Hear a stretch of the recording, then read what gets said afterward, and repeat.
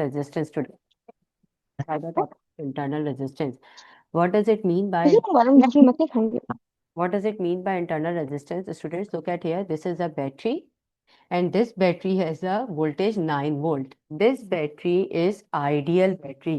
Ideal means that it has no resistance by itself. देखिए बेटा, internal resistance means the resistance of a battery which exists internally. देखिए बेटा, each and every equipment has its own resistance that is defined as internal resistance. यहाँ पे जो हम internal resistance की बात करें, that is the resistance of a battery. ठीक है, अब यहाँ देखिए बेटा, if I talk about the ideal battery, so it means that the ideal battery has zero internal resistance. If it has zero internal resistance, so it means that there will be no voltage drop across it. यानी कि कोई भी voltage उसका loss नहीं होगा. If its battery voltage is 9 volt, so it means it will get complete 9 volt at the output. जी जवेद. तो ये एक आइडियल बैटरी का सिनेरियो है यानी आइडियल रेजिस्टर का। आइडियल रेजिस्टर नहीं है, ये आइडियल बैटरी है. आइडियल बैटरी का मतलब वो है जिसकी इंटरनल रेजिस्टेंस एग्जैक्टली जीरो होगी. ठीक है, इंटरनल रेजिस्टेंस ओके। जो है जीरो का मतलब ये है कि if the battery voltage is 9 volt, so it will give me complete 9 volt at the output. अगर मैं वोल्ट मीटर यहाँ रख के चेक करूंगी इसके टर्मिनल्स पे, इसके टर्मिनल्स ये दोनों है, इसके टर्मिनल्स पे मैं वोल्ट मीटर रख के चेक करूंगी तो it will give me complete 9 volt. So it means बेटा, this is called terminal voltage. This is called terminal voltage. And that terminal voltage, if it is equals to the EMF of the battery, terminal voltage means voltage across this circuit, across the terminal of a battery. If it is equals to the EMF of the cell, so it means that this battery is ideal battery and it is not losing any type of voltage across it. But look at this circuit. Obviously, no battery is ideal. It has some internal resistance as well. And this internal resistance value is very low. So now you can see this is the symbol of EMF battery. All right, and this small resistor is representing the internal resistance of a battery which is built in the battery. यानी कि भाई देखिए, अगर मैं एक बात कहूँ आपसे कि कोई भी एक इंसान है वो हर चीज के लिए हाँ हाँ तो नहीं बोल सकता ना. ऑब्वियसली वो किसी ना किसी बात पे किसी चीज पे तो रेजिस्ट करेगा, वो उसकी अपनी इंटरनल रेजिस्टेंस है. सिमिलरली बेटा, battery has some internal resistance in it. That resistance, जाहिर सी बात है, अब करंट फ्लो होगा अगर बैटरी के थ्रू, तो this current will pass through the internal resistance of a battery as well. So this current and the internal resistance of a battery will together will make some voltage. That voltage will appear across this internal resistance of a battery. इसका मतलब ये है कि अगर ये battery 9 volt की है, suppose करें, और इंटरनल रेजिस्टेंस की वजह से यहाँ पे वोल्टेज आ रहे हैं 0.5 वोल्ट, तो if I will check the terminal voltage, terminal voltage का मतलब आउटपुट वोल्टेज जो मुझे, जो बैटरी को मुझे देना चाहिए. मुझे बैटरी को पूरे 9 वोल्ट की बैटरी है तो 9 वोल्ट ही देने चाहिए. But it means because of internal resistance battery will not give me the 9 volt, so it means some voltage will be drop. अस्सलाम वालेकुम आयशा. सो 9 माइनस. ड्रॉप कहाँ पे नजर आएगा? जी बेटा, ड्रॉप कहाँ पे नजर आएगा, लेफ्ट पे राइट पे? लेफ्ट और राइट की बात नहीं है, बैटरी के अंदर ही वोल्टेज ड्रॉप हो रहा है. ये तो मैंने आपको एक एग्जाम्पल के तौर पे सपोज किया ना. राइट पे भी हो सकता, रेजिस्टेंस तो बैटरी के अंदर है ना जवेरिया, बैटरी के अंदर रेजिस्टेंस. वैसे डायग्राम बहुत खिंच है, आप प्रेस ड्रॉ कर सकती हैं डायग्राम प्लीज एक, सॉफ्टली। यहाँ देखें, ये एक सेल है, इस सेल के अपने अंदर रेजिस्टेंस है. अब अपने अंदर इसको मैं कहाँ बनाऊं, तो हमने यहाँ पे साइड पे बना दी. ये जो है ये पूरी बैटरी है with a resistance, internal resistance. ठीक है, तो इस रेजिस्टर के across which is small R is representing the internal resistance of a battery, and this E is representing the EMF of a cell. ठीक है, so it means if I will measure the voltage across the terminal of a battery, ये terminal है ना voltage के, battery के, अगर voltage इस terminal के अक्रॉस मेजर करूंगी तो it means that the terminal voltage will be less than the battery EMF. I am repeating, terminal voltage will be less than the battery EMF. जैसे अगर battery 9 volt की है तो terminal पे मुझे 8 वोल्ट मिल रहा है या 8.5 वोल्ट मिल रहा है. इसका मतलब ये है कि some voltage is drop inside the battery due to the internal resistance of a battery that is defined as internal resistance. That is the drop of the voltage across the battery because the presence of internal resistance. तो देखिए बेटा, terminal voltage will be always equals to the less than the EMF. ठीक है, तो क्या हम यहाँ पे ये फॉर्मूला लिख सकते हैं कि अगर मैं टर्मिनल वोल्टेज मेजर कर रही हूँ तो that is VT, E is the EMF of a battery, and voltage which is drop across this internal resistance of a battery is I into R. IR is the voltage. Obviously, V is equals to IR. So IR is the voltage which is drop because of this battery. भाई देखिए, एक बात बताएं, एक generator है, generator input energy क्या लेता है? मैकेनिकल, लाइक गैस, पेट्रोल, और आउटपुट पे हमें क्या देता है? Electrical energy. लेकिन जनरेटर 100% एनर्जी नहीं देता, क्योंकि generator is generating sound, heat, smoke. तो इसका मतलब एनर्जी कहीं ना कहीं वेस्ट हो रही है, तो आउटपुट पे हमें 100% एनर्जी नहीं मिलती। सिमिलरली बेटा, battery has also certain internal resistance which will not give us 100% efficient output. So it means that is defined as internal resistance of a battery, और इसका हम फॉर्मूला लिख सकते हैं कि टर्मिनल वोल्टेज अगर मैं यहाँ पे वोल्टेज मेजर करूंगी तो वो ईएमएफ के वोल्टेज से कम आएगा। कितना कम आएगा? जितना वोल्टेज इस रेजिस्टेंस और इंटरनल रेजिस्टेंस के अक्रॉस ड्रॉप हो रहा है, जितनी ग्रेटर होगी इंटरनल रेजिस्टेंस, इसका मतलब यह है कि बैटरी के अंदर ही उतना वोल्टेज ड्रॉप हो गया, तो टर्मिनल पे वोल्टेज क्या हो जाएगा? कम हो जाएगा। ठीक है, और जितनी इंटरनल रेजिस्टेंस लेस होगी, it means battery is more efficient, it is not dropping less voltage, तो it means it will give us maximum output. Are you understanding this thing students? जी ओके, तो मतलब बैटरी अब absorb कर रही है voltage, है ना? जी, बैटरी जो है वोल्टेज को अपने अंदर ड्रॉप कर रही है अपनी रेजिस्टेंस की वजह से। ठीक है, अपनी रेजिस्टेंस की वजह से वोल्टेज ड्रॉप कर रही है। और जितना, अगर 9 वोल्ट की बैटरी है तो 9 वोल्ट पूरा भी लेना चाहिए, लेकिन 9 वोल्ट पूरा नहीं मिल रहा है। ठीक है, तो इट मीन्स बेटा कि there is a error in the battery, and at the output at the terminal voltage will be less than the EMF of the source. So it means the voltage which we are receiving at the output is called terminal voltage. Clear, Javeria? जी miss, okay. Aisha, are you understanding? Bilal, Mahanur? All right. Now students, this is very easy concept. ठीक है, you can see I have told you this formula, V is equals to E minus IR. V is the voltage across the terminal of a battery. It means it is the output voltage. Obviously it will be less than the actual source. हाँ, अगर एक ideal battery है तो ideal battery की internal resistance क्या होगी? Zero. So if I will put the zero in this formula, so V is equals to E minus I, zero. So V is equals to I आएगा। इसका मतलब in ideal battery terminal voltage is equals to the EMF of the source. Yes, Javed? Miss, इस पूरे घटा के आप बस we लिख सकते, एक मिनट, इस पूरे घटा के आप बस वी लिख सकती हैं हाँ, इस वाले को? लिख सकते हैं, लेकिन यहाँ पे आप ये V और ये V फिर सेम हो जाएंगे। यहाँ पे फिर हमें ये लिखना पड़ेगा, V is representing the internal voltage drop across a battery. Okay, okay miss, ठीक है। मिस, उन्होंने मेंशन किया होगा वहां पे कि आइडियल बैटरी है।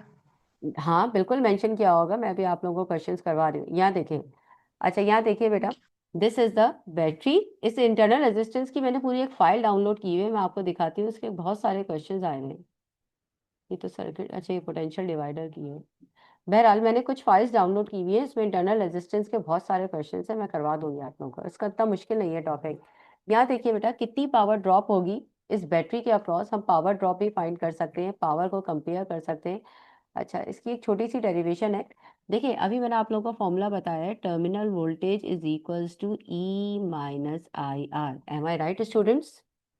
जी अच्छा, this V is the terminal voltage and terminal voltage is equals to IR। तो मैं इस वोल्टेज को IR से रिप्लेस कर सकती हूँ स्टूडेंट्स। I is the जी is flowing through the circuit and R is the resistance, external resistance of a circuit। ये R external resistance है और small r internal resistance है। तो I R is equals to E minus I R. अब मैं अगर ई को independent बनाऊं तो ई किसके बराबर हो जाएगा, I capital R plus I small R. Now I will make I common, so I will be E, sorry, E is equals to I R plus small R. अब मैं अगर यहाँ से आई को इंडिपेंडेंट बनाऊं, आई को मैं क्यों इंडिपेंडेंट बना रही हूँ, because it's a series circuit and I will B same in the series circuit.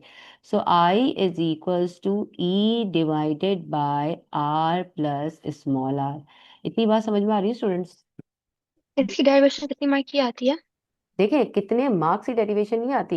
ये जो क्वेश्चंस मैं अभी आपको डेरिवेशन करवा रही हूँ, ये किसी ना किसी क्वेश्चंस के बीच में ऐड करके दे देंगे आपको।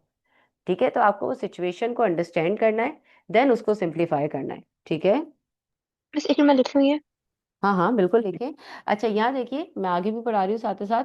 Now I will use the formula of power, power across the circuit. So power is equals to I square capital R, which is the power of this, the power dissipated across this resistor R. Power is equals to I square R. ठीक है, अच्छा यहाँ देखिए बेटा, I we have found with this formula, so I will put the value of I here, which is equals to E divided by R plus small r का whole square multiply by R. So now we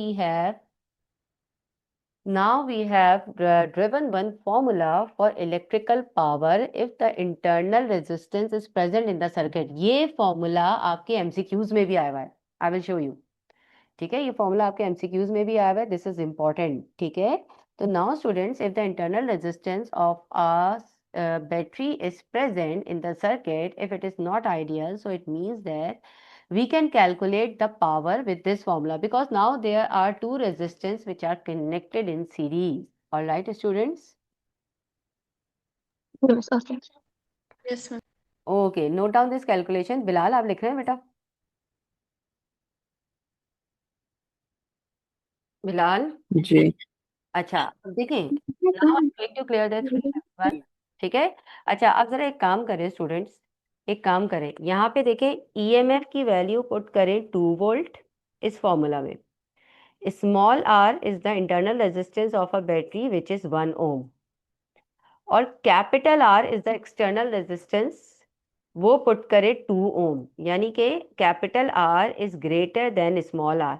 अब जरा मुझे power निकाल के बताएं कि कितनी power इस सर्किट में डेसिपेट होगी या कितनी पावर ट्रांसफर होगी। 0.89। सॉरी, 89। 0.89। ये पावर डेसिपेट नहीं हो रही, सॉरी बेटा, पावर ट्रांसफर हो रही है from battery to the circuit. तो Javeria is saying if the external resistance is 2 ohm, internal resistance is 1 ohm, EMF is 2 volt, so it means that the power transferred from the battery to the circuit is 0.89 watt। Everyone is getting एक this? Minute में circuit या फिर resistor? Circuit में resistor ही लगा हुआ है खाली एक, और तो कुछ भी नहीं है। ये आर तो बेटा बैटरी की अपनी रेजिस्टेंस है ना। ओ ओके ठीक है।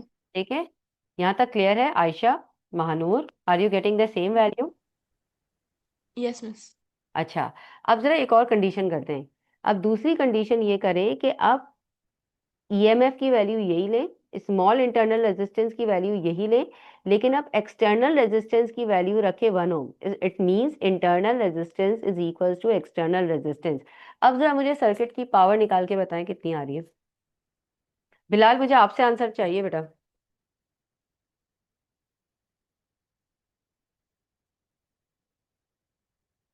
Bilal,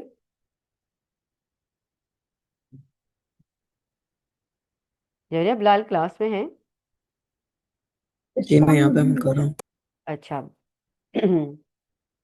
1, so power we are getting here is 1 watt, 1 watt।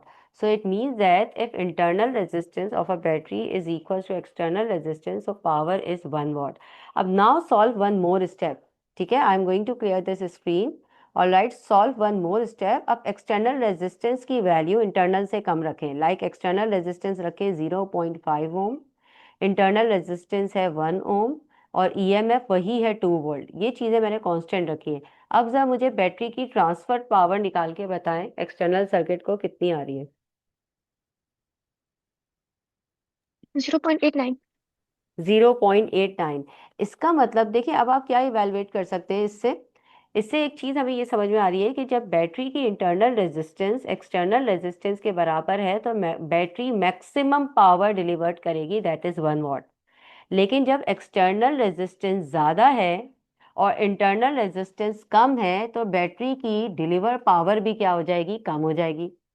Similarly, if internal resistance is greater and external resistance is less, so again the delivered power of battery is less. So it means battery will deliver maximum power to the circuit only when internal resistance is equals to external resistance. ठीक है, तो इसका मतलब battery maximum power circuit में deliver करेगी। यहाँ तक बात समझ में आ रही है students? Okay miss. Is it clear Aisha? जी miss. Okay, now Yes, miss. I'm going to clear the screen, everyone. ठीक है, now we can discuss one more condition here. Like you can see, we are using the same formula again here. अब they are saying if resistor R was attached across an ideal battery, जैसे suppose करें ये EMF है। Ideal battery का मतलब internal resistance है ही नहीं, internal resistance 0 है।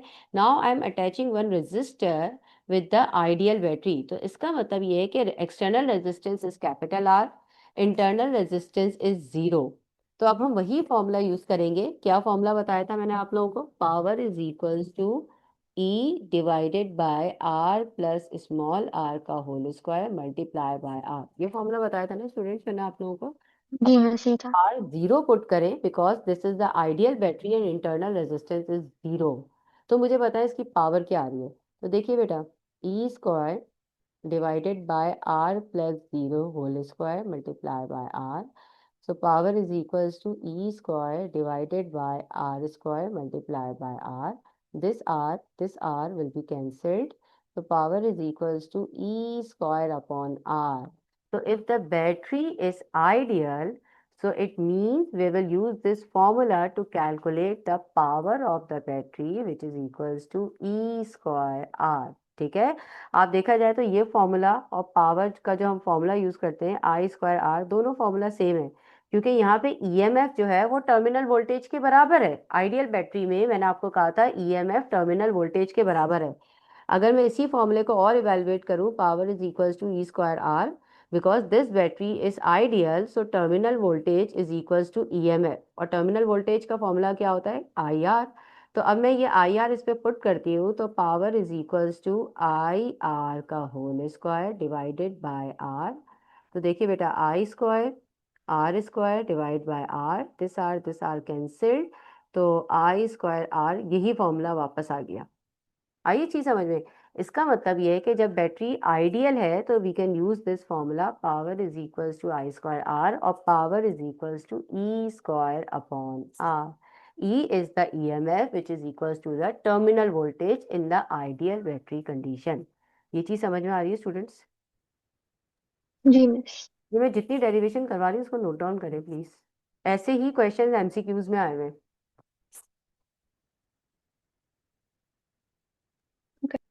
इलेक्ट्रिसिटी का सिलेबस इतना ज्यादा नहीं है, वेव्स का सिलेबस बहुत ज्यादा था।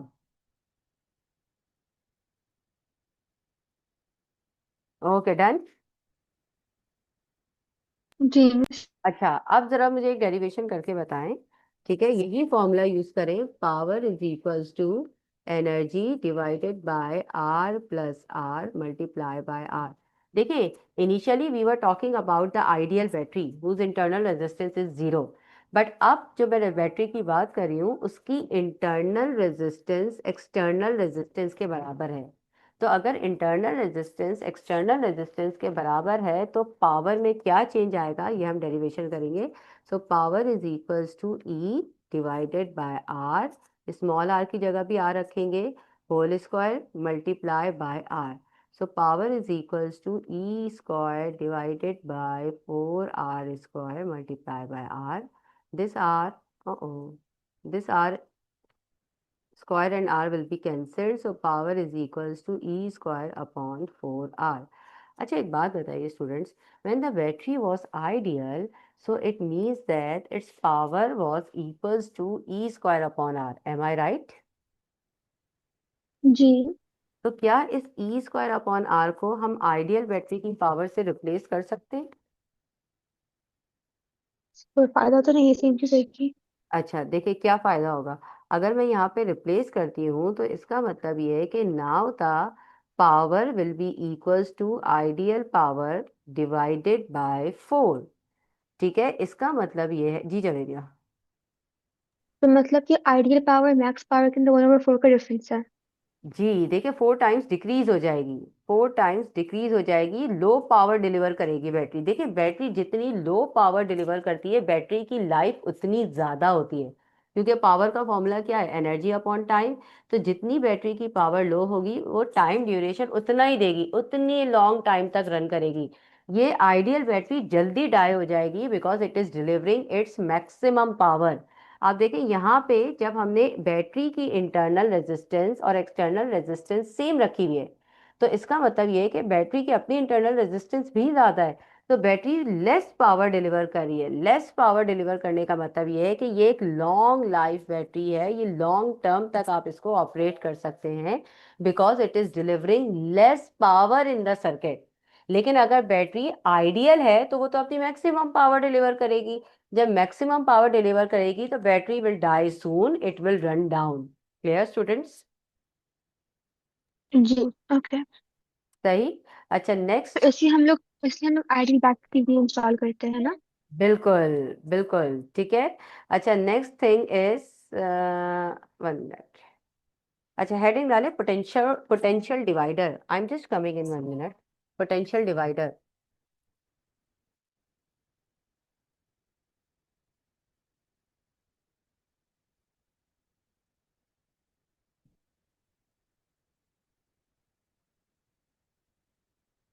ओके बेटा।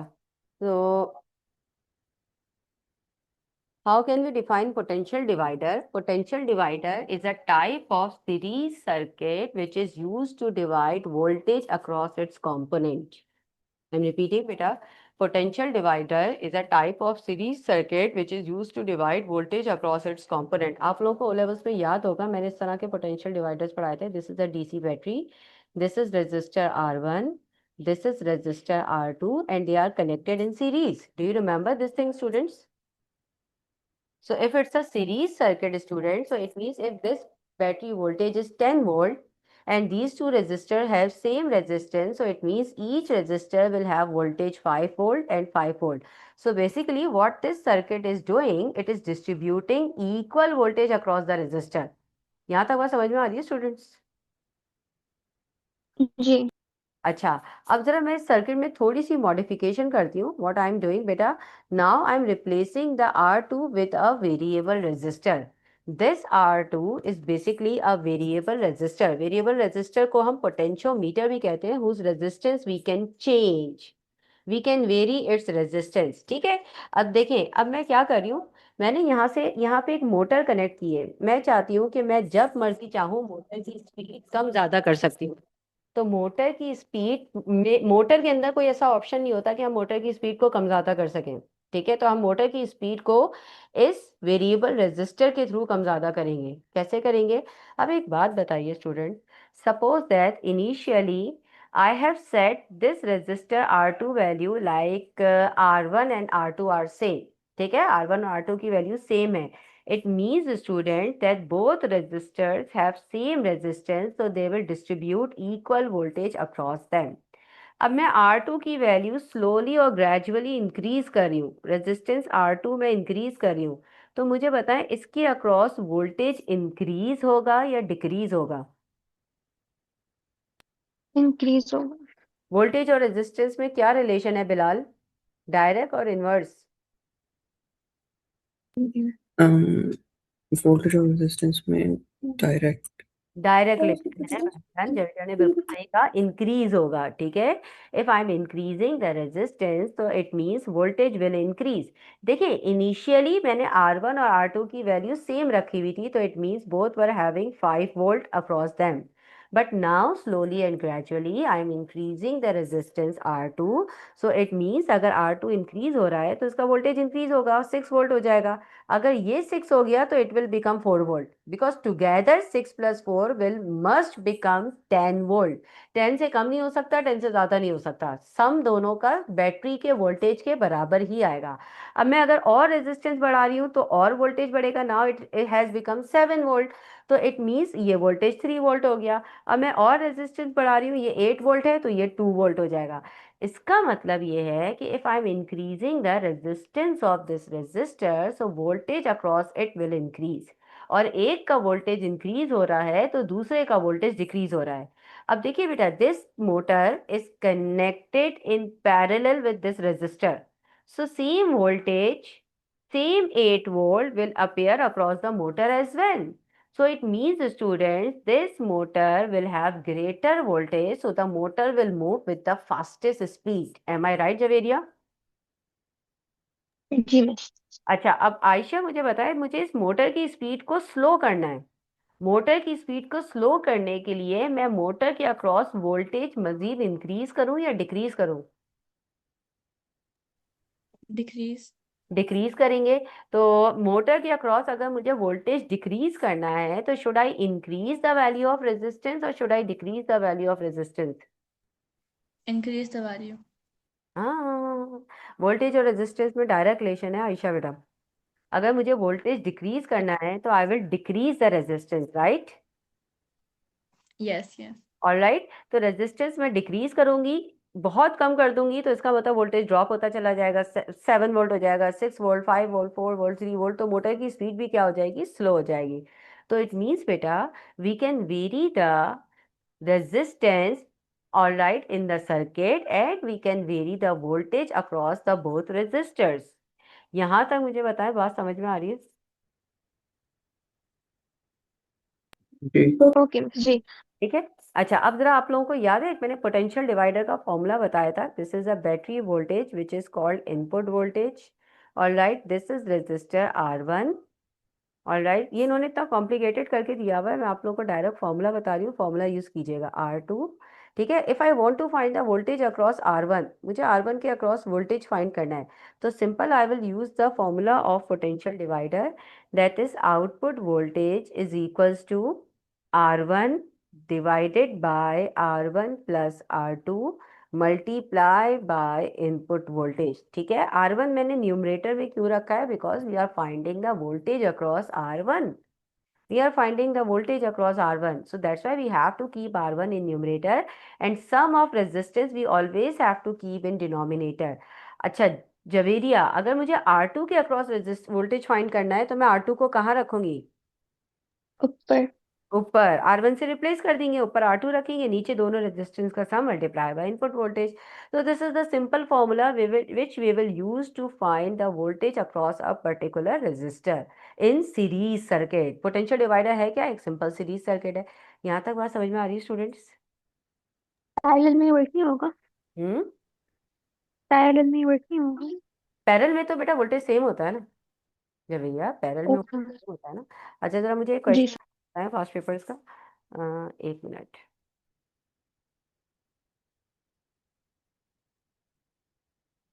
यहाँ देखिए, look at this question. A combination of resistor is connected to a 12 volt supply of negligible internal resistance. देखिए आयशा लिखा हुआ है यहाँ पे, internal resistance is negligible. Negligible means this is the ideal battery. Now students, this resistor value is 6 ohm and there are two resistors which are connected in parallel. 6 ohm, 6 ohm, two resistors are connected in parallel. They are asking to find the potential difference between the points A, B. इसको मुझे solve करके बताएं क्या answer आ रहा है।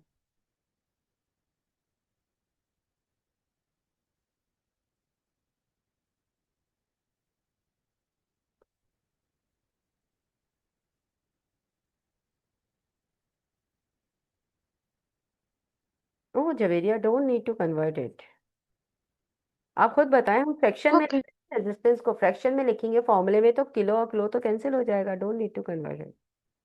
Okay.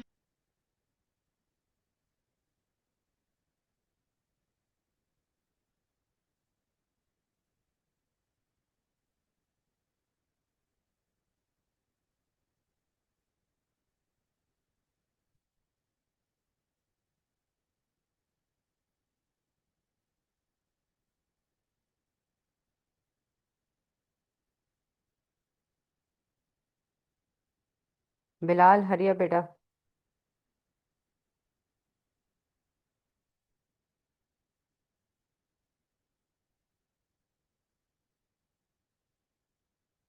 Okay, Javeria is saying 8 volt, all right. Mahnoor, Ayesha,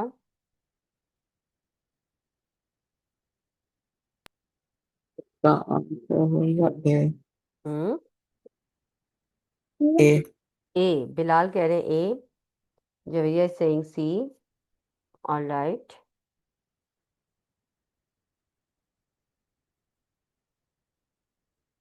जी बेटा। महानूर, आयशा। जवेरिया आपने ये वाला आंसर सिलेक्ट कर लिया है अभी? जी miss.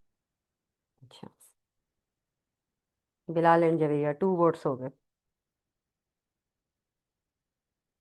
Hurry up, do fast.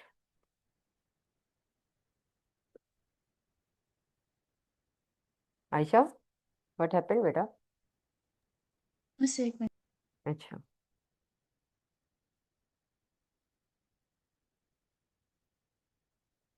okay, Mahanur is saying C. All right, 1 vote for C, 2 votes for A. Miss A. A. All right, so Aisha is saying A, but Mahanur is winner. Well done, Mahanur. Javeri आपने मेरी बेटी वाली हरकत की है, सही answer को गलत करके फिर सही वो करके इरेज करके रॉन्ग पे टिक कर दिया। सी इज द राइट आंसर, ठीक है। वेल डन बेटा, एवरीवन। अब देखिए कैसे सॉल्व करेंगे इसको। यहाँ देखिए, these two 6 ohm resistors are connected in parallel. Do you know, students, when two resistors which are same and they are connected in parallel, so their resistance will exactly become half. तो मुझे यहाँ पे कोई ऐसा formula लगाने की जरूरत नहीं है, 1/r = 1/r1 + 1/r2। Don't need to use this formula for 1 mark. Simple, ये मैंने आप लोगों को ओ लेवल्स में भी एक स्ट्रेटेजी बताई थी कि when two resistors are same and they are connected in parallel. देखिए, हमें इनकी कंबाइंड रेजिस्टेंस निकालनी पड़ेगी। तो इनकी कंबाइंड रेजिस्टेंस हम कैसे निकालेंगे? दोनों सेम है, पैरेलल में है, तो 6 को हम 2 से डिवाइड कर देंगे, यानी कि value of individual resistance divided by number of resistors. तो ये रेजिस्टेंस बन गई 3 ओम। तो अब ये सर्किट कैसे बन गया? 12 वोल्ट, ठीक है, 6 kilo ohm, all right, and 3 kilo ohm, all right, 3 kilo ohm. तो these two circuits resistors are connected in series. हमें इसके अक्रॉस वोल्टेज फाइंड करना है।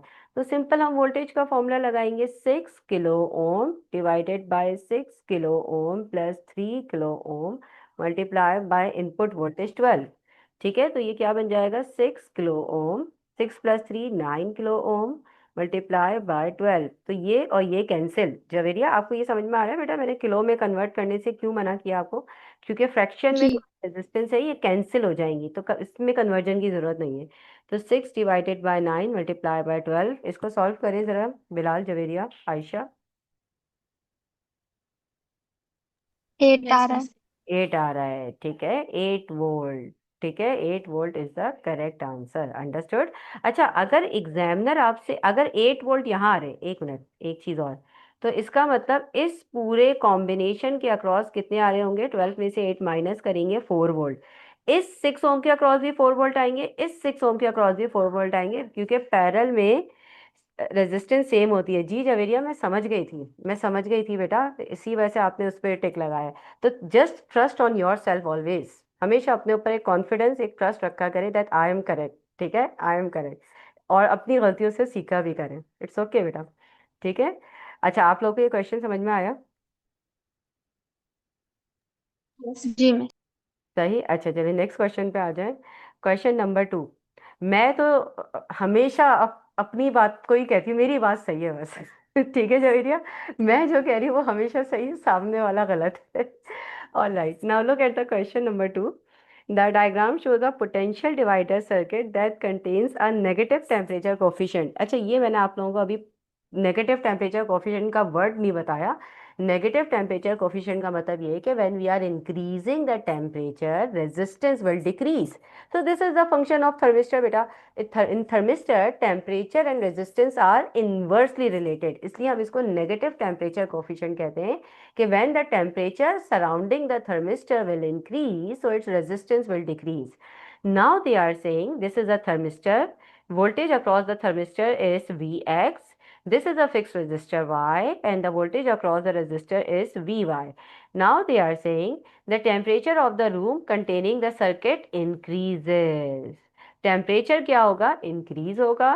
Select the row of the table that correctly show the changes in the readings on the meters. तो अभी तो मैं आपको ऑप्शन शो नहीं कर रही. पहले तो मुझे एक बात बताइए स्टूडेंट्स कि जब टेम्परेचर इंक्रीज हो रहा है तो आई टोल्ड यू कि temperature and resistance are inversely related with each other. तो रेजिस्टेंस यहाँ पे क्या होगी? थर्मिस्टर की इंक्रीज होगी या डिक्रीज होगी? डिक्रीज डिक्रीज होगी। होगी. अब जब थर्मिस्टर की रेजिस्टेंस डिक्रीज हो रही है तो वोल्टेज और रेजिस्टेंस पे तो डायरेक्ट रिलेशन है. तो जब रेजिस्टेंस कम होगी तो वोल्टेज भी क्या होगा बेटा? कम हो जाएगी। कम हो जाएगा. तो Vx का वोल्टेज कम हो गया तो इसका मतलब ये थोड़ी है कि बैटरी तो भाई पूरे वोल्टेज की है. तो बाकी वोल्टेज कहाँ जाएगा? बाकी इसके पास आ गया. ठीक है. तो इसका मतलब Vx का वोल्टेज डिक्रीज होगा तो Vy का लाजमी वोल्टेज क्या होगा? इंक्रीज होगा. एम आई जी राइट? मिस। तो अब देखिए इसमें ऑप्शंस क्या. अच्छा इसमें तीन चीजें पूछी हुई, करंट भी पूछा हुआ है. तो Vx का वोल्टेज हमने डिसाइड किया डिक्रीज होगा. तो आंसर कैन बी ए और आंसर कैन बी बी. ये दो ऑप्शंस हो सकते हैं. Vy का वोल्टेज इंक्रीज होगा तो ये भी बिल्कुल सही है, Vy का वोल्टेज इंक्रीज होगा. लेकिन एक बात बताइए स्टूडेंट्स कि टेम्परेचर इंक्रीज हो रहा है तो थर्मिस्टर की रेजिस्टेंस कम हो रही है. रेजिस्टेंस कम हो रही है तो ओवरऑल सर्किट की रेजिस्टेंस भी कम होगी. जब ओवरऑल सर्किट की रेजिस्टेंस कम होगी तो करंट क्या होना चाहिए? इंक्रीज रेजिस्टेंस करंट इंक्रीज होना चाहिए, है ना जवेरिया? जब ओवरऑल सर्किट की रेजिस्टेंस कम हो रही है तो करंट क्या होगा बेटा? ज्यादा होगा। ज्यादा होगा. बिल्कुल करंट इंक्रीज होगा. तो B is the right answer student. Bilal yes are you miss understanding? आसान क्वेश्चन था ये. ठीक है. Okay now look at the next question. Question number 3. Look. अच्छा this question is very interesting. देखिए बेटा in this question there is no resistor. There is a wire X Y which is acting as a resistor. wire is acting as a resistor. ठीक है. The total length of the wire is xy. And now you can see this is the voltmeter switch. When we will keep the voltmeter switch at different positions, so it means that only this length will be effective. यानी कि x से लेकर z तक की length effective है. अब आप suppose करें कि पूरी x से लेकर y तक की लेंथ 100 सेंटीमीटर है. ठीक है. मैंने वोल्ट मीटर का स्विच यहाँ रखा हुआ है. सपोज करें 20 सेंटीमीटर है तो ये सिर्फ 20 सेंटीमीटर की ही रेजिस्टेंस को रीड करेगा और उसके अक्रॉस वोल्टेज देगा. तो अगर आप सोचें कि मैंने Z पे स्विच रखने से क्या किया, इसको दो रेजिस्टर में कन्वर्ट कर दिया. एक रेजिस्टर बन गया X2Z और दूसरा रेजिस्टर बन गया Z2Y. ठीक है. ये दो रेजिस्टर बन गए. बिल्कुल जवेरिया.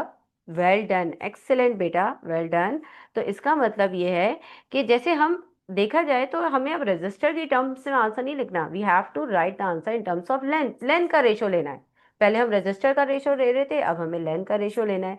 तो देखिए रेजिस्टेंस जो हमें जिसके अक्रॉस वोल्टेज फाइंड करना है दैट इज XZ. तो हम इसको XZ को ऊपर रखेंगे. डिनोमिनेटर में हम दोनों रेजिस्टेंस का सम रखते हैं ना, तो दोनों रेजिस्टेंस का सम x से लेकर y तक की टोटल लेंथ हो गई multiply by input voltage V0. So it means students B is the correct answer. Did you understand this question everyone? जी miss. Yes miss Okay, good. Now let's move towards the next question. Question number 4. In question number 4, they are saying a student set up the circuit below and move a sliding contact along a uniform conducting wire.